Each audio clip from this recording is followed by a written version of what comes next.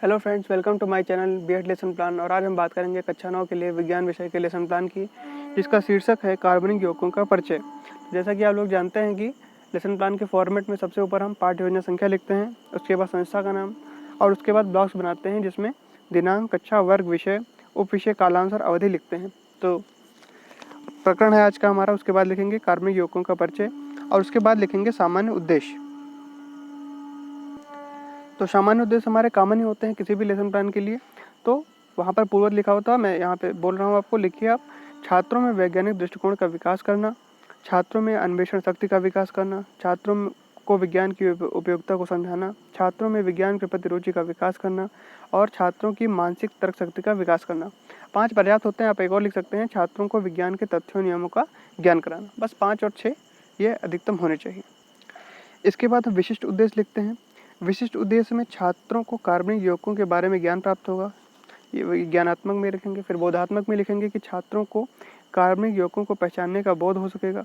तीसरा है कौशलात्मक, छात्रों में कार्बनिक यौगिकों का आईयूपीएसी नाम पद्धति में नामकरण का कौशल विकसित होगा। चौथा है अनुप्रयोगात्मक, छात्र कार्बनिक यौगिकों का प्रयोग रसायन विज्ञान की प्रयोगशाला में कर सकेंगे। उसके बाद हम बात करते हैं सहायक सामग्री की। तो सहायक सामग्री क्या होगी? रोलर बोर्ड जो आपको मिलेगा, पर अंकित विशिष्ट उदाहरण व गृह कार्य। शिक्षण विधि हमारी व्याख्यान एवं प्रदर्शन विधि होगी। पूर्व ज्ञान क्या होगा कि छात्रों को तत्वों, यौगिकों एवं शुद्ध पदार्थों के बारे में ज्ञान पहले से प्राप्त है। अब बात करते हैं प्रस्तावना की।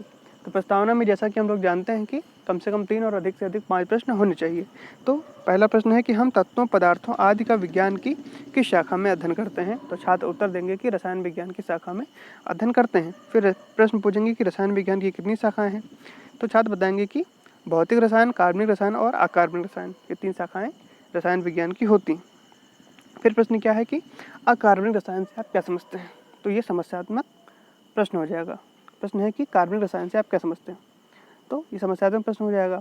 तो क्योंकि हम आज कार्बनिक रसायन के बारे में ही बात करेंगे, तो यहाँ से उद्देश्य कथन हो जाएगा कि आज हम कार्बनिक रसायन के बारे में अध्ययन करेंगे। ये हमारा उद्देश्य कथन हो जाएगा। उसके बाद प्रस्तुतिकरण में ऐसे 5 ब्लॉक्स बनाएंगे, जिसमें प्रस्तुतिकरण, शिक्षण बिंदु, छात्राध्यापक क्रियाएं, छात्र क्रियाएं और संपटकार, ऐसे ब्लॉक्स बना लेंगे।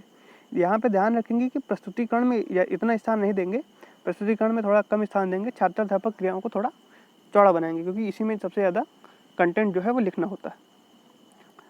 अब इसके बाद शिक्षण बिंदु में कार्बनिक रसायन के बारे में जानकारी देना।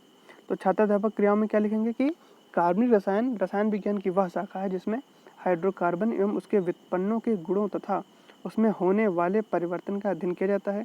कार्बनिक यौगिकों के स्रोत जंतु, वनस्पति, लकड़ी आदि होते हैं। तो यहाँ पर छात्र क्रियाओं में लिखेंगे कि छात्र ध्यानपूर्वक सुनते हैं। फिर अगला प्रश्न है कि क्या कार्बनिक यौगिकों को प्रयोगशाला में बनाया जाता है? तो उत्तर देंगे छात्र कि हाँ, बनाया जा सकता है। फिर अगला क्या है कि कार्बनिक यौगिकों का प्रमुख तत्व क्या होता है? तो जैसा कि नाम में लिखा हुआ है कार्बनिक यौगिक है, तो मुख्य तत्व कार्बन ही होगा। फिर अगला प्रश्न है कि कार्बनिक यौगिकों के गुण बताइए, क्या कार्बन के गुण बताइए। तो छात्र यहाँ पर निरुत्तर रहते हैं, तो इसको स्पष्ट करेंगे। तो शिक्षण बिंदु में लिखेंगे कार्बन के गुण। स्पष्टीकरण में लिखेंगे कार्बन का प्रतीक C होता है, इसका परमाणु क्रमांक 6 तथा परमाणु भार 12 होता है।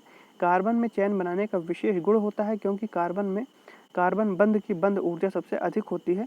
कार्बन परमाणु में श्रृंखला बनाने का गुण, कार्बन की उच्च बंध ऊर्जा, इसके छोटे आकार व इसकी संयोजकता का 4 होना, ये कार्बन के गुण है। फिर इसी से संबंधित प्रश्न बना लेंगे कि कार्बन का परमाणु भार कितना है? तो उत्तर दे देंगे छात्र, क्योंकि अभी तुरंत बताया तो 12 है। फिर कार्बन का विशेष गुण क्या है? तो श्रृंखला बनाना विशेष गुण है। फिर अगला प्रश्न है कि कार्बन कितने प्रकार की श्रृंखला बनाता है? तो छात्र इसका उत्तर देने का प्रयास करेंगे। तो स्पष्टीकरण देंगे इसका कि कार्बन जो है वह 2 प्रकार की श्रृंखला बनाता है, एक खुली श्रृंखला और एक बंद श्रृंखला। तो खुली श्रृंखला किस प्रकार होती है? तो खुली श्रृंखला दोनों सिरों से खुली रहती है, सीधी श्रृंखला युक्त हो सकती है। तो यहाँ पर जैसे कि बना हुआ है सैंपट कार्य में, इसी प्रकार से बनाएंगे। फिर बंद श्रृंखला की बात करते हैं। तो बंद श्रृंखला में क्या है? तो बंद श्रृंखला में कार्बन परमाणु एक बंद श्रृंखला के रूप में अवस्थित रहते हैं, इस प्रकार से बना देंगे जिस प्रकार सैंपट कार्य में आपको दिख रहा है। उसके बाद बंद श्रृंखला के एक उदाहरण बताइए, तो बेंजीन छात्र उत्तर देंगे। फिर कार्बन की प्रकृति किस प्रकार होती है? तो छात्र इसके लिए निरुत्तर रहेंगे, तो इसको स्पष्ट करेंगे।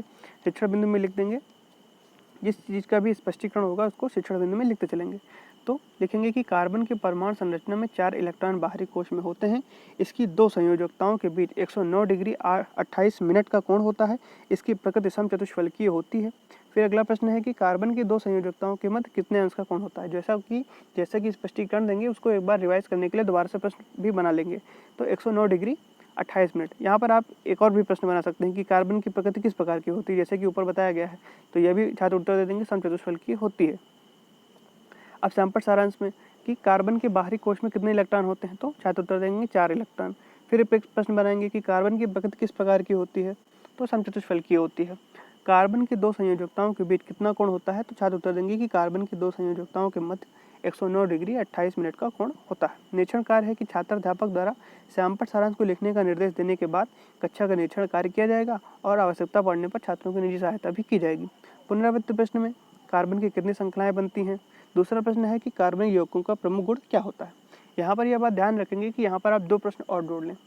अक्सर टीचर जो है वहाँ कहते हैं कि पुनरावृत्ति प्रश्न में कम से कम 4 प्रश्न होने चाहिए। यहाँ 2 लिखे हैं, 2 आप अपनी तरफ से और इसमें ऐड कर लें तो थोड़ा लेसन प्लान और अच्छा बनेगा। और गृहकार में एक प्रश्न है कि कार्बन का परमाणु भार कितना होता है और कार्बन की खुली और बंद श्रृंखला के गुण बताइए, यानी लिख कर लाइए। तो यहाँ बताइए की जगह लिख कर लाइए भी लिख सकते हैं। तो यहाँ ये बात जरूर ध्यान रखेंगे कि पुनरावृत्ति प्रश्न में मौखिक ही पूछे जाते हैं ये, तो इसमें 4 प्रश्न जरूर लिख लें। तो यहाँ पर ये वीडियो हमारा समाप्त होता है। कैसा लगा आपको वीडियो कमेंट करके जरूर बताइए। हमारा चैनल भी सब्सक्राइब करिए, वीडियो को लाइक भी करिए और आपको किस भी टॉपिक पर लेसन प्लान चाहिए कमेंट करके जरूर बताइए। धन्यवाद।